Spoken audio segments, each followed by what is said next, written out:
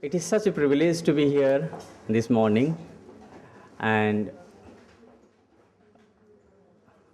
in this context of this Dalit International Conference of Dalit Literature and Historiography. So it has been a very hectic and very pleasant job actually, and we have been our students have been all working hard, and in that way it was such a nice thing. And we have all dignitaries here, and at the outset I would like to request Shaheen to please come and present a bouquet to Professor Kanchailaya.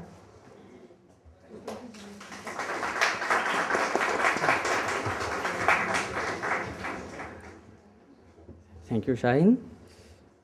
And now I request Shefta to please come over and present a bouquet to our Honorable Vice Chancellor, sir.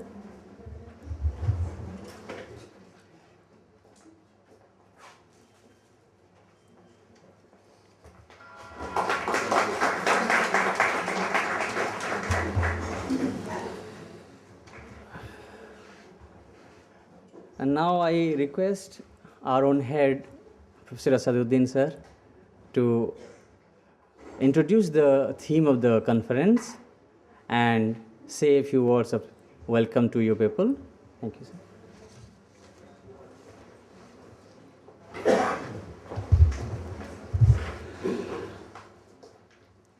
A very good morning to everybody.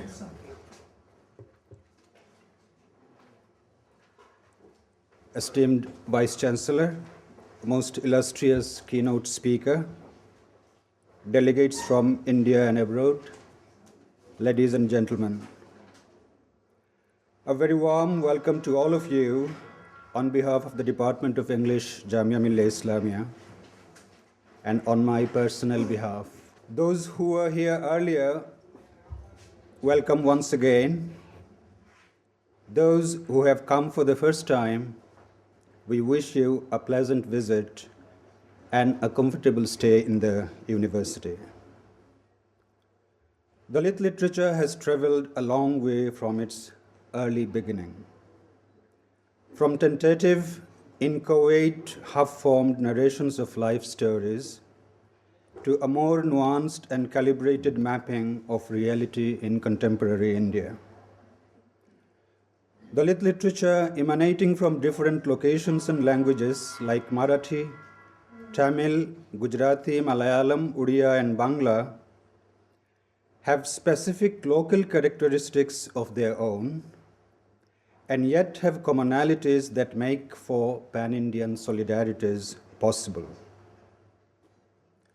The first thing that we have to get out of our system now is to think that Dalit is a homogeneous category, that it is a monolith. There are multiple possibilities of Dalit writing. By now there are sturdy and robust internal criticism, contending voices and alternative perceptions of solution to various challenges. The latest significant anthology of Dalit writing, No Alphabet Inside, edited by Suji Tharu and K. Satyanarayana, despite its many imperfections, shows us the immense variety of Dalit writing in just two southern Indian languages, Tamil and Malayalam. And yet, we need not overlook universal resonances of Dalit writing. There are significant commonalities with the literatures of the oppressed in different corners of the world, like Black America, Palestine, or Kurdistan. While Dalit literature gains strength from the specific location and experiences from which it emerges, it certainly gestures towards a universal canon of world literature of the oppressed in every corner of the world. In the conference, there will be occasions to seriously engage with both its local and universal dimensions. We have a unique assemblage of poets and novelists an impressive lineup of creative writers and academics and cultural historians in this conference, which will make it distinct from other similar conferences. It seems only appropriate that such a conference should be held at Jamia, an institution established by a dissenting minority of intellectuals and visionaries who broke away from the colonialist policies of Aligarh Muslim University. And right through its passage through almost a century, we will celebrate Jamia's centenary in 2019-20. It has encouraged radical and lateral thinking among the marginalized without any trace of sectarianism or reductionism of any kind. Issues like meritocracy and inclusion that will engage us for the coming 3 days are very relevant for this institution too. We most cordially welcome Professor Kanchailaya to this conference.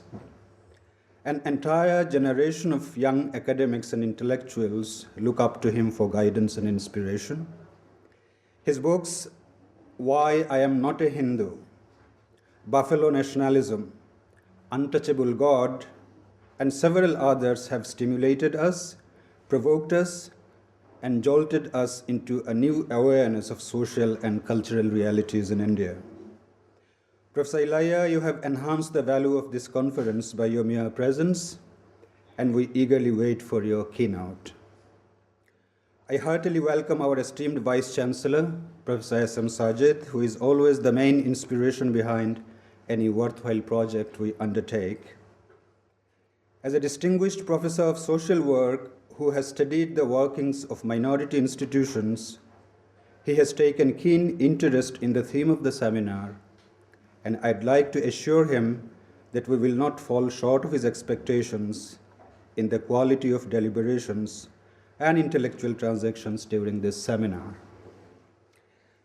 One final word. Though Saroj, who is sitting here, and I together conceived this conference with valuable inputs from our colleagues and students, it is his single-minded persistence that has helped us put together this show, and I'd like to publicly appreciate his passion for his subject, his patience and perseverance, which are the hallmarks of a scholar in the making.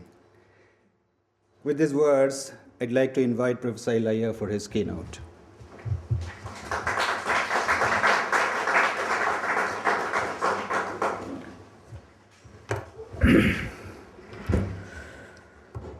Professor S.M. Sajid, Vice Chancellor of this August University, Professor Asaduddin, Director of the Seminar and Head Department of English, and Dr. Saroj Mahananda, who has been literally after me for more than 4 months.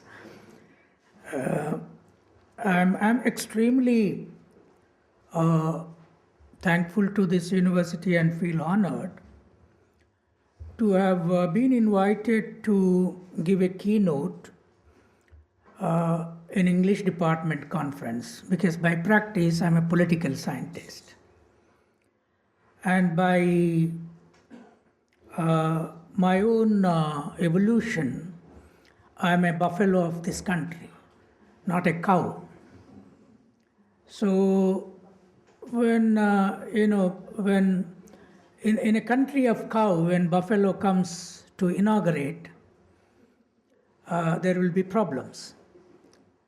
But yet this university and the department, which have something common to do with my own university back in Hyderabad, Maulana Azad National Urdu University, because they're basically the institutions that are trying to build a multicultural academic discourse, and particularly, looking at the minority question all over. Now, having said this, I will briefly sketch out what Dalit literature, I would, for a convenience sake, use Dalit Bahujan as an expanded kind of a term that I myself used in Why I'm Not a Hindu, and the whole question of historiography. And what is the status of literary studies today in India, and particularly English, literary studies and comparative studies, cultural studies, the whole range of discourse of nationalism around language departments is also an engaged question. Now, during the anti-colonial period, there were two trends in the literary domain. One was essentially deriving inspiration from the Hindu textuality.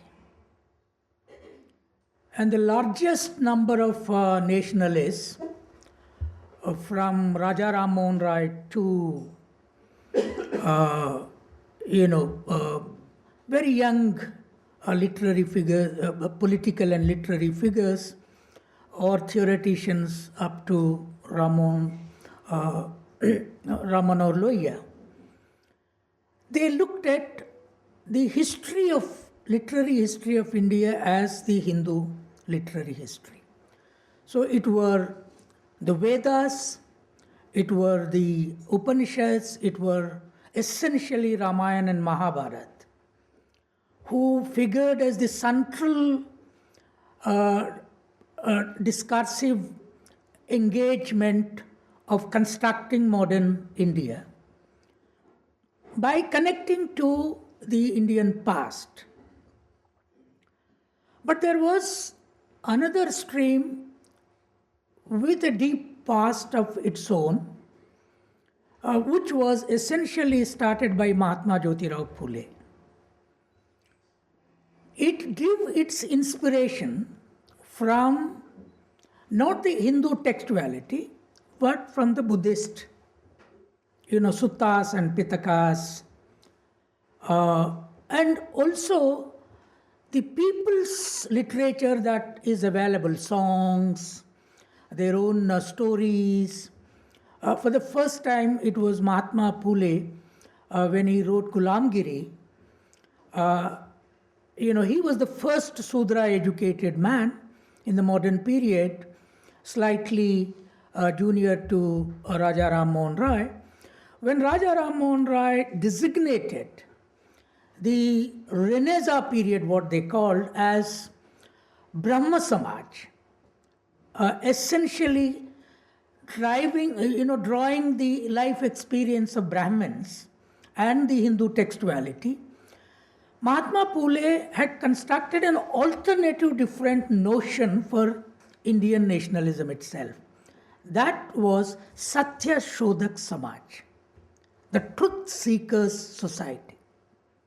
Now this is, if you look from communalism and secularism point of view, Raja Ram Mohan Rai was deeply into Brahmanic communalism. And Mahatma Phule was not doing Sudra communalist work, was not doing a Dalitist communalist work. But what was he doing was looking for the truth, searching for the truth from the field and also from the text. Now, for the entire Indian national leadership, again from Raja Ram Mohan Rai to Gandhi to, even Nehru was part of the whole thing. It were the Ramayana and Mahabharata figures who were inspirational. Krishna driving the Ratha and Arjuna sitting inside, and then that the Hindu leaders are, some of them are driving the Rathas. Gandhi was driving the Ratha, Nehru was sitting like Arjuna with a Mahatma Phule, and this became a painting in every house. Krishna's Radha and, four horses running and against the British.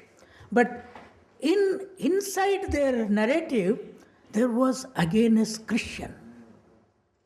It was not just against British, it was against Christian ethic. Now for Mahatma Phule, it was not Krishna or Rama, it was Bali, the Bali Raja. The Bali who was crushed by Vaman, and the Keralites and the Marathas were looking that Bali would come back and establish a just society where there is no caste, creed, inequality, and so on and so forth. Now, it was Mahatma Phule, literary departments, history departments have done enough damage for this country by not looking at certain basic fundamentals. If the rape is a problem today, a few days back I wrote an article, it is there in internet, you see the roots of rape. I said the roots of rape go to Rigveda, Indira. And the Indian national leadership, most of them were child marriage leaders. Their wives were children. And they did not wait for consummation till the child becomes adult also. This is clear from even Gandhi's life. But the only man who married a child of 11 years did not make her wife of sex till she became an adult and also became educated was Mahatma Phule. In the bedroom, he was not using her for sex, but he was teaching. And she became the first teacher of India, women teacher. And where did they start the school? The Sudras. It was Tilak who planned for killing of Mahatma Phule. People don't tell this. Tilak was his contemporary. So, Mahatma Phule started a school for untouchable girls. In a history where the Sudra men could not go to school, Mahatma Phule started a school for untouchable girls. His own father expelled them, and they went and settled down in the Dalit Wada itself. But then came Ambedkar's methodology itself. The whole question of historiography. How do you study historiography? Ambedkar came to national movement and began to confront Mahatma Phule, Gandhi and Nehru. Nehru never engaged with him in debate. But Mahatma Gandhi was willing to engage because he was definitely a better Democrat. Was willing to engage on the question of untouchability, on the question of literary genre, on the question of the history, so on and so forth.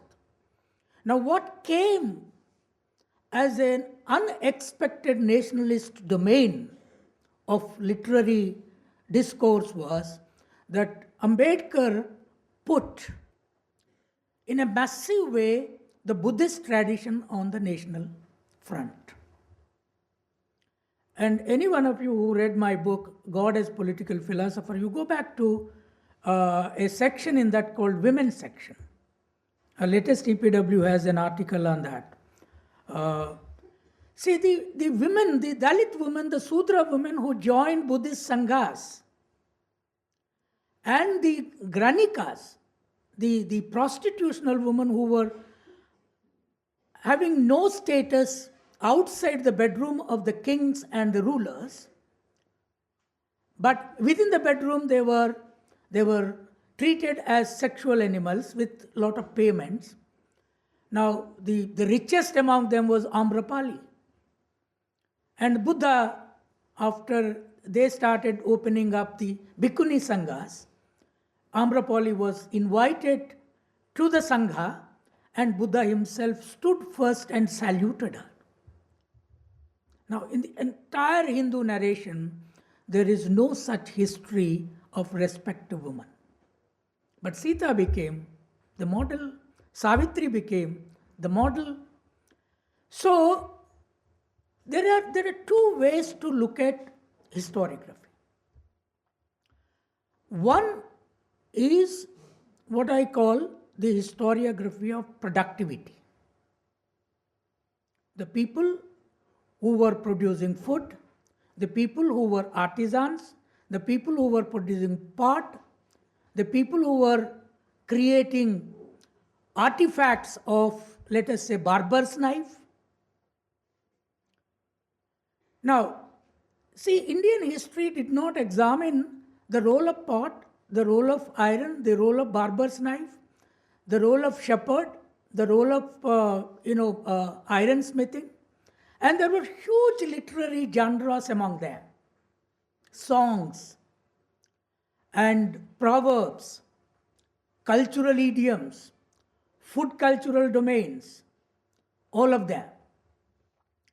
But because of the Hindu Brahmanic tradition, which got completely cut from the production, completely cut from the artisanal activity, and which saw this as undivine. God even could not touch a pot maker, a shoemaker, an ironsmith. Naturally, the literature that they produced was anti-production. When a literature becomes anti-production through the divine means and social means and cultural means, literary means, it also becomes anti-human.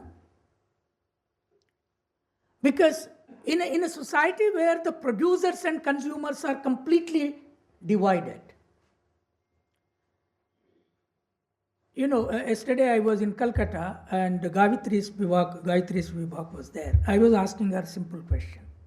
Tell me why there is no creative thinker who produced a book from India of this population size, and the educated people who have gone to Oxford, Harvard, Cambridge, from not today, but from the days of Dadabhai Nauroji, Tilak, and Gandhi, Nehru, all of them.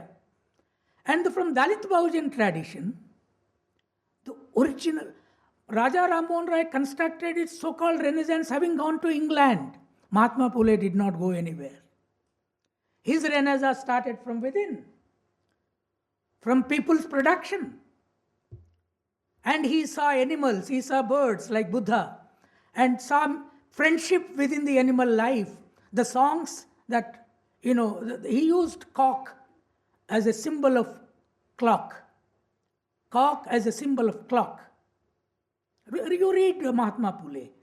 So, all these people went abroad, studied Oxford, Cambridge, Harvard, any university that is possible, and more so of the Bengalis.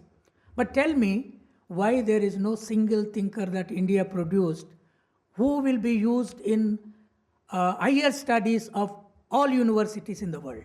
Like we use John Rawls today, like we use Plato, like we use Aristotle, or like we use Shakespeare as a literary figure, or Shelley. Is it because that there was imperial negativity in not recognizing the creativity of the Indian writers? As you have been not recognizing the local writers here?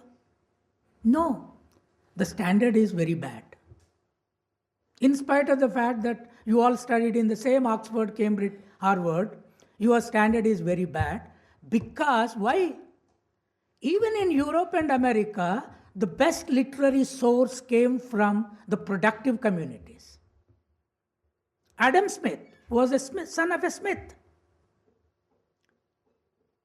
Even the poets, the best of the European poets, English poets, and the French poets were, Voltaire was a great poet. You know Voltaire's background? He came from an artisanal background. The fullers, the smiths, the shoemakers, the pot makers. And in India, the Brahmin who got delinked from production for 3,000 years, in whichever university they studied, they cannot produce world-class text. That is established. And Gayatri agreed with me. Because Gayatri is seen to be a very, very abstract theoretical writer. And Indians don't understand theory. Even the Dalit Bahujans, how can we? There is a theory among Dalit Bahujan life. There is a song. There is a rhythm. There is a proverb. But when you do not textualize it, you are not allowed to textualize it. God was not supposed to accept us. We were not supposed to write book. I come from a shepherd family. There are umpteen proverbs among shepherds which are of world-class abstract philosophical proverbs. But we could not write. We could not hybridize them. So neither we could hybridize the children, body and brain by intercaste marriage, nor we could hybridize education because of Brahmanism. So now Brahmins became very great thinkers. I said, why are these people running away from this country and settling in other countries and writing from there? The NRI writers are great writers in India. You recognize only NRI writers. Homi Baba, he was never there in India. Yeah, Gayatri. I said, Gayatri ji, I would have respected you more if you were to do the same theory if you were living in India. But your mind would have been spoiled by now. Because the environment is absolutely spoiling environment. Your own communities. Then she told me in my ear, you know, when I was 17, I proposed to marry a Das who was an ICS officer at that age, 22 he was. And all his Brahmin communities opposed her. This was Gayatri's vivag. So intercaste marriage is not allowed. Interdining is not allowed. You don't know what I am eating. You hate what I eat. Is there a human being in the world who hates somebody's food? If somebody hates he is eating beef. I eat chicken, mutton. I ate lot of goat brains. Because that is the reason why my body is very weak, but there is some brain. Because the goat brain is supposed to be best. You know why goat brain is supposed to be best? Goat eats only medicinal plants.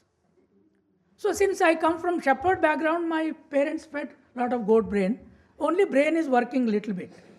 It is not much. So the question is, if he eats beef, if I eat only mutton, chicken, not beef, because of the generational, whatever disconnection with beef. Now, if somebody else is only vegetarian, should it be an individual choice or should it be a caste choice? Or if there are people who go to Oxford, Cambridge, Harvard and come back and say that if I touch him, my body gets polluted, is that professor rooted in science or superstition? If the body pollution is still operating. And most of these Oxford, Cambridge, Harvard educated brains still are untouchable. Now I ask them, how many SC, ST, OBCs you trained in this country as scholars? Do you think that we don't have brains? If we don't have brains, tell me what is the relationship between production and knowledge? The English departments who debate about knowledge must understand, is not tiller having knowledge? Without knowledge, how can they till? Is not potter having a knowledge what kind of pottery we produced? Is not the Indian barber the greatest discoverer of the cleanly health science of shaving? Is shaving is health science or health destruction? If shaving is bad, then why are all these people, including Hindu gods, are getting shaven? If it is bad. So when I ask, look, Brahma's face is clean shaven. Whether it is Ravi Varma's Brahma or somebody's Brahma, we don't know. But clean shaven. Vishnu's face clean shaven. Rama's face clean shaven. Krishna's face clean shaven. Who shaved them? Did they shave themselves? Now the barber who shaves this man with a sharp blade, you look at history, how to understand history. I, as an absolute buffalo shepherd, who I was along with buffalo in my childhood, if you don't understand when did we develop the sharp blade, when Europe developed sharp blade, how do you construct history properly? Now I have a very, very buffalo method of looking at things. Brahma's face is shaven, Krishna's face is shaven, Rama's face is shaven, but Socrates' face was never shaven. Plato's face was never shaven. Aristotle's face was never shaven. Even Jesus' face in 1st century was never shaven. That means there was no blade there. Here this barber's knife was there. To make a sharp knife of that quality to shave this body, not cut it, what could have been the iron melting process by then? Iron melting has advanced far ahead than the European system itself, the Chinese. Because even Chinese have no evidence of shaving. Now leave alone mythological figures. You have concrete evidence of all Jains, including Vardhaman Mahavira, clean shaving head, men and women. All Buddhists were clean shaven.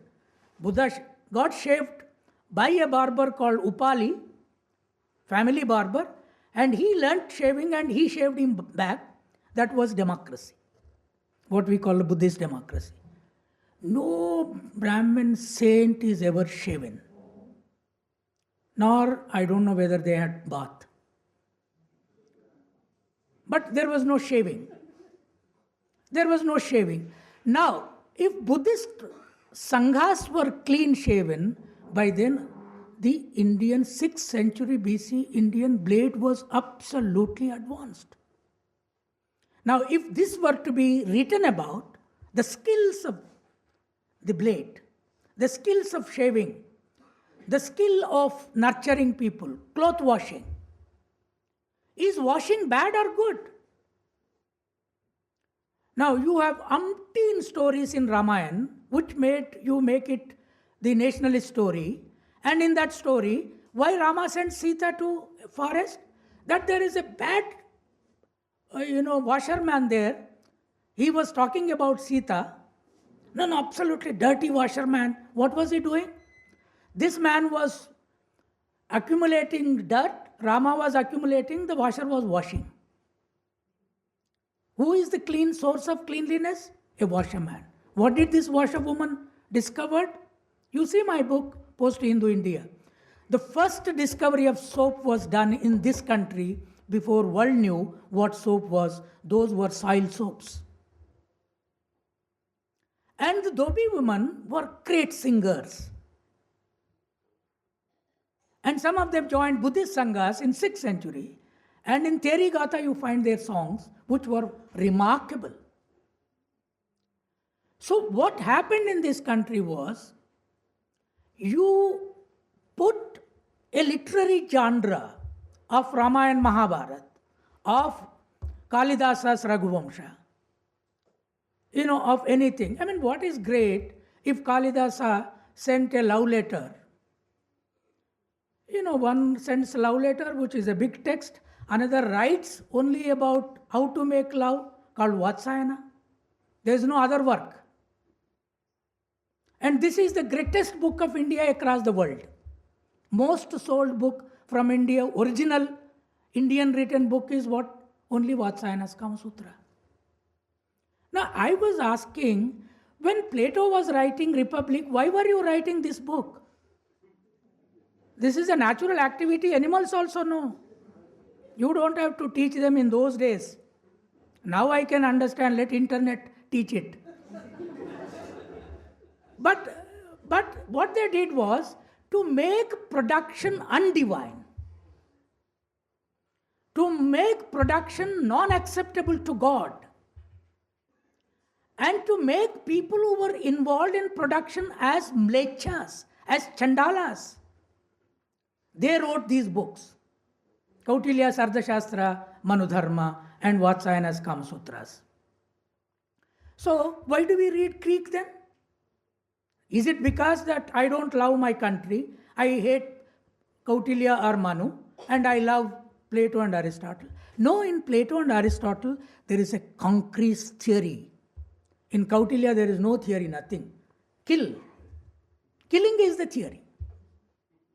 In Manu, the same. So, naturally, the world doesn't care this. Now, see, there is a complete divide. When I was in my 9th year, I didn't go to school. The single teacher who was appointed to start a school there came to my house. My mother was twinkling, courtyard, cleaning the courtyard, and then she was twinkling, dung water around the house. The teacher came. He asked, please send your 2 sons to school, because he has to survive.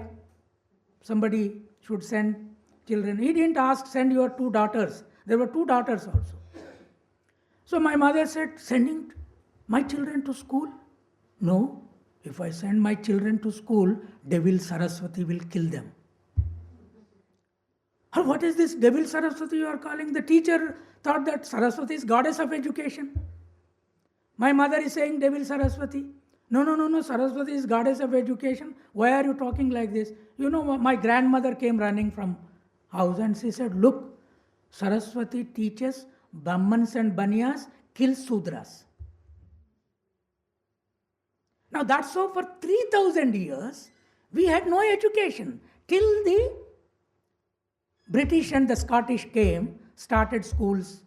And that is the reason why now our theory is the British came too late, went too early, unfortunately. Now they produced only Pule and Ambedkar.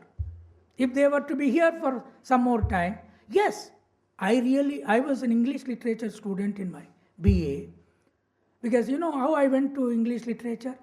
I thought of becoming a doctor. I got 3rd class in PUC, because 3rd class people get only 3rd class. So, Gayatri was telling that when in my school, we had a long discussion. I was not a brilliant student, but teachers were giving me good marks because they used to tell me I was good looking. For good looking, good marks. But for my bad looking, all sports, all this on my face, absolutely bad marks. So I got 3rd class in PUC, then I couldn't go to medicine, then I took BA and English literature. And I'll tell you, I felt liberated when I read the dramas, the poems, the literary history, because all kinds of people are coming into that as actors. All professions are coming there. And in Raghuvamsha, or in Kalidasa, or in Ramayana, Mahabharata, only one class comes. And what is their duty? Killing. So from Ramayana, Mahabharata killing to Hindi cinema killing, there is no difference. Killing, 2 things, love and killing. Nothing else. There is no production, there is no human relationship. So now, the Dalit Bahujan literature that is coming into regional languages is a plethora of multiple activities. And people don't want to translate. But whether you translate or not, we have been saying, wait for 20 years. Nobody will read your Ramayana Mahabharata. They will read only our texts. Because they are life. They are life, they are production. They are instrumentalities. And they are humanness. What is human? If human being does not engage with nature, I am working on a book now called India Without Islam. when I was in PUC, I was in a town. Earlier, what were my gods and goddesses? The Pochamma, the stone goddess, and Lakshmi Narasimha. Simha with all this thing, killing somebody. I should be afraid of God for killing only, not love. Then one day, early morning, this prayer was coming on mic in Warangal. We never heard that. I asked my Muslim friend who was part of my room, that what is this? He said, it's a prayer. Oh, prayer at 4 o'clock? Why should they pray like this? We don't know praying thing. We go and give mutton to goddess and daru. And when I got this smallpox, my mother, offered Pochamma, daru, one potail, one sheep, and then toddy. Then she said, you must protect this boy. Both me and my brother, we got this. And I will give you all this, kallu, gillu, everything, whatever you drink. So after she saved me, she took all this and put there. If you don't save, after getting all this, I'll put matti in your eyes. And Pochamma understood Telugu of my mother and saved me. And Hindu gods don't understand any other language except Sanskrit. Whereas Pochamma, then when I was not getting English, I went and asked Pochamma, I am not getting English. In conductor's English I spoke. She understood English and said, go and learn. I will be with you. See, Hindu gods don't understand our language. We are said to be Hindus, but they don't understand our language. So what happened in history is, our language was not supposed to be spiritual. Then when I looked at in the town, the masjid, I went to see the masjid. There was nothing. No God image, no stone, no threatening this thing. I said, how are people are afraid of God like this? Where is the God here? Only some letter. So an Indian mind is used to be afraid of only image, body. And it was Islam which taught India how to be afraid of thought, philosophy. Islamic Allah is a philosophical Allah. There is nothing there. I keep asking my Muslim friends, see, you need to fast for 1 month. I can't think about it. But for 1 month, whom are you afraid of? Are you afraid of police? Are you afraid of our Narasimha like of God? Or, this BJP Rama? RSS Rama comes with Banam, as if just now he is coming from Dangal, from gym, fully grown up. We are afraid of only such gods. But a Muslim mind is afraid of abstract Allah. Completely abstract. There is no idol. Now that is the reason why in my Untouchable God, you read there is a chapter on Maharashtra. The body worship and brain worship are two different dimensions. Islam and Christianity believe in brain worshipping. And Hinduism, full-scale body worshipping. And that's how Ganapati came. Huge the borra, huge the stomach, huge the god is. The stomach should be bigger. Because without working, gods were eating our food. And they should see that no food remains to us. They should become, So it is in this, we now with vengeance create alternative literature. You read why I am not a Hindu. I am not a literary person. But that literature, that English came to me as if, I was singing along with buffalo sitting on buffalo. Then when I titled my book Buffalo Nationalism, all my friends started, what are you? Are you mad or what? What is this buffalo nationalism? Who will read this book? Now that is most popular. Because there are a lot of buffaloes coming into university now. Earlier only cows were coming. And these cows were not giving milk. These cows were drinking buffalo milk and coming to university, saying that we were pure, we were sacred, we were Kamadhenus. Now, this is nonsense. So, we need alternative titles, alternative proverbs, alternative. See, I use a very, very simple proverb that is there in English, in Telugu, to really put the whole thing upside down. There is a proverb among all communities of productive, tillers, the shoemakers, the pot makers, and this explains how the women's body is treated by them differently. This proverb is called in Telugu, Burda lenide buvvaled. In English, it means there is no food without mud. So you need to put your hands in the mud. But if a Brahmin child puts the hands in the mud, they say, no, you are doing Sudra work. You are getting Sudraized. You are getting Dalitized. Dirty. But without mud, there is no food. Now you have to put your hands in the mud and wash after you produce the food.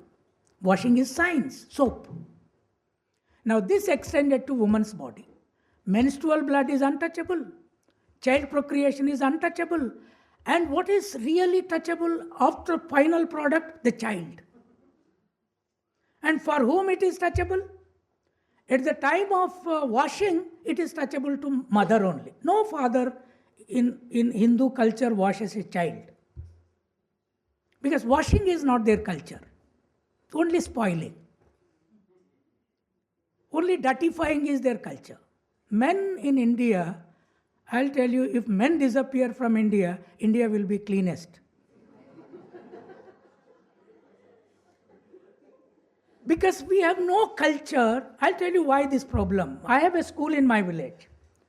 It's called Good Shepherd Schools.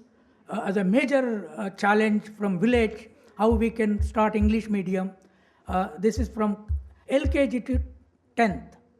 Now we tell our children, all the teachers, both boys and girls need to sweep the house, wash the dishes, wash the clothes. But there is huge resistance from fathers and mothers. No, what will happen? They naturally think if boy washes clothes of girls or cleans the house or washes the dishes, his manhood will disappear. There is this problem of disappearance. I say, let it be disappeared. It has not done very good for this country at all. We are too many. Let one generation go completely. New generation will come. And my hope is all Brahmins will go.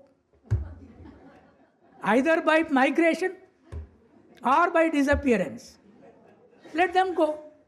See, the point is, I don't hate. I said, I am one of those reconciliators, like Nelson Mandela. But I reconciliate when only you are willing to negotiate. If you don't want to read Why I Am Not a Hindu, why should you read any book?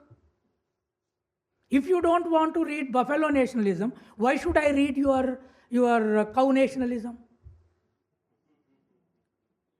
So for some time, I took up a campaign. No reading of Brahmin books at all. Any Brahmin author, we should not read. Why? Because so long as they don't read ours, they were not reading Ambedkar for all these years. They were reading only Gandhi.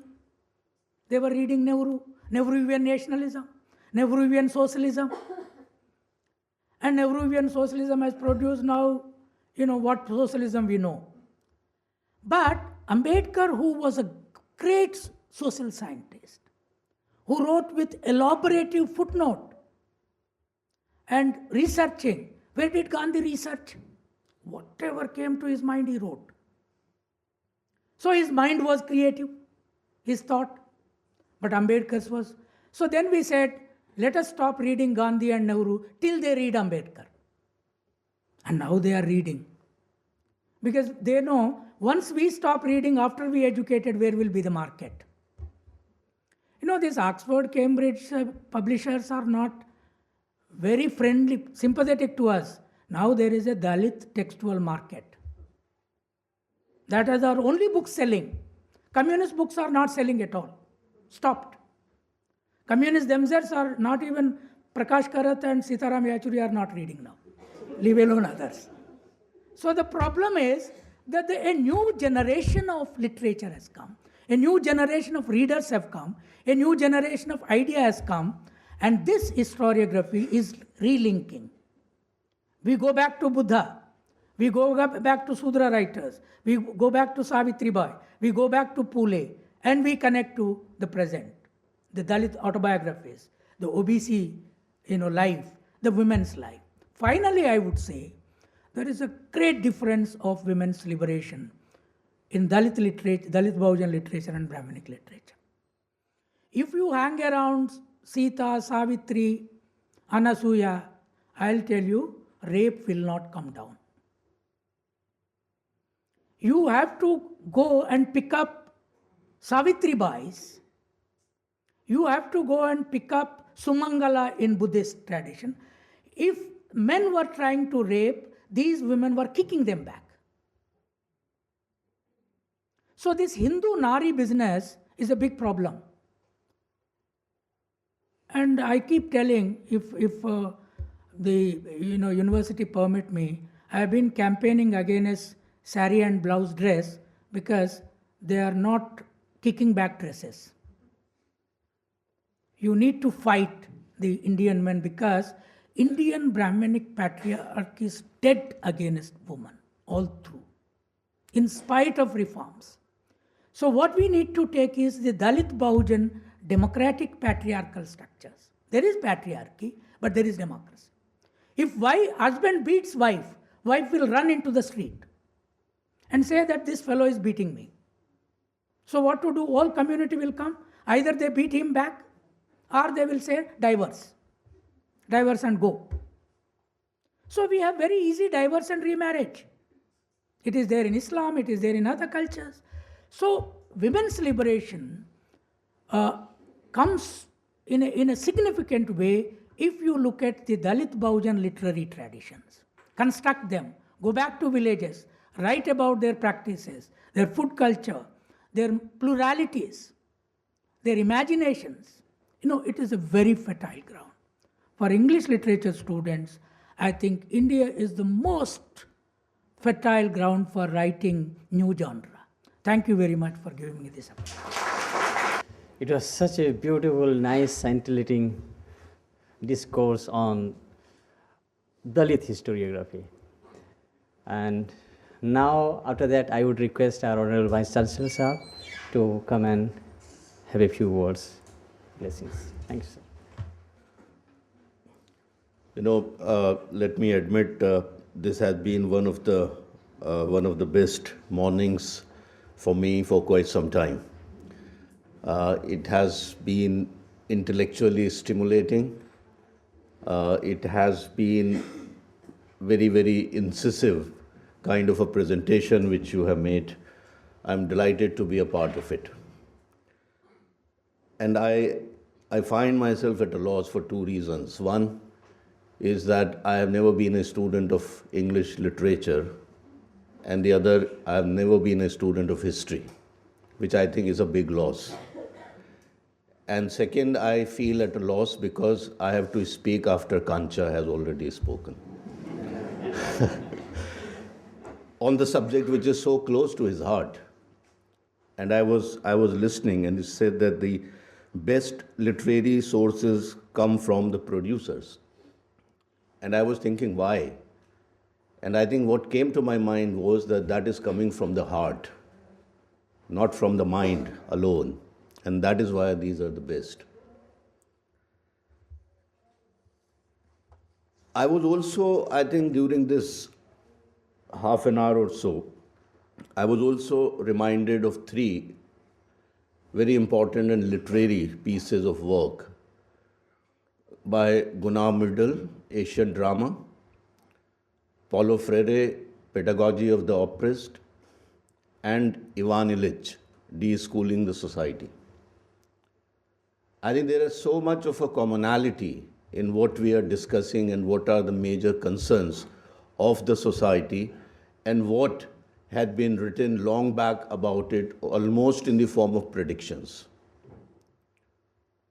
like the kind of a conscientization model which was propagated by Paulo Freire, and we all know at what consequences in terms of the personal harm and exile he has to go through. But yes, I think he was the one who discovered and who anticipated that the pedagogy is the problem, and the pedagogy and the dominance of certain and the monopolization of knowledge and information on part of certain sections of the society is the big problem. And unless you come out of it, you will never be able to bring about any major transformation in the society. I think you also refer to the contributions of Mahatma Jyotibai Phule, Ambedkar, no denying, certainly. And also, I think I'm personally very happy to see at Jamia Millia Islamia, because that's what I see more often than others, that there is a diversity on the campus.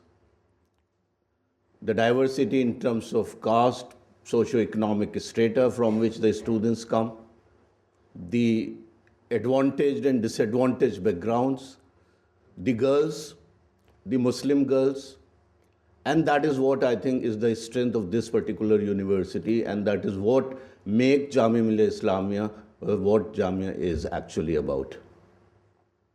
And that is what we see, I think, there's so much of strength and so much of motivation on part of the student community, which also challenges the teacher to give their best, is because these are the people who consider that now the time has come and now the opportunity has come to their doors, which is a life-changing opportunity for them. And that is what you have very aptly referred to here. I think a very comprehensive and holistic approach to historical research requires multiple sources and documents and events, rather than depends only on certain sources and certain documents, which generally happens, because that is required to reduce, I think, the divergence in the understanding of the society. The very close relationship between the literature and history, I think, is an important arena for further research. Literature, which is a mirror of the society, I think, reflect the political, economic, social, cultural, and all other facets of the society, which makes it very holistic. I was looking at some of the papers which are going to be presented, and I'm really impressed by the variety and by the various dimensions which have been selected for paper writing and sharing your thoughts. And in that, I also observed that there have been attempts to write history from below.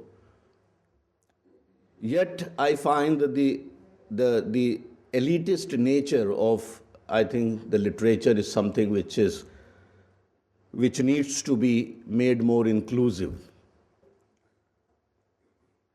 The emergence of a very strong Dalit movement, therefore, is, I think, not only the assertion of the identity which did not find adequate representation and space in the so-called mainstream literature. And having used the word, I think, to my mind, the very term mainstream is flawed. Is flawed in the context of the diversity of all kinds that exist in India. So to call some as the mainstream would reduce perhaps all others to the margins and the peripheries. So the question also which we need to address is there a mainstream?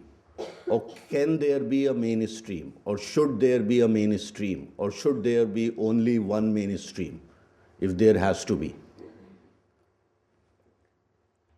I think the changing discourse which is happening all around, not only in terms of, say, the literature, academics, at the conferences, but also on the streets of the cities and towns and villages, in the political and not so political arenas,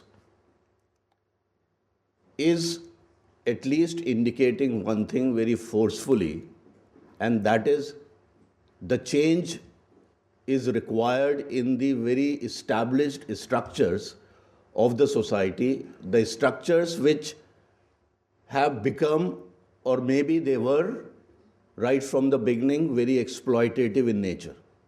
All professions are conspiracies against the public because they want to promote status quo in the society. So they say the social work, which tries to do some lip service, some kind of a cosmetic help, some kind of a, not actually going deep into the structures and the problems at the roots of it, but to deal with the manifestations of the problem so that the discontent is kept within the manageable limits and no major change or threat to the existing structures is really faced.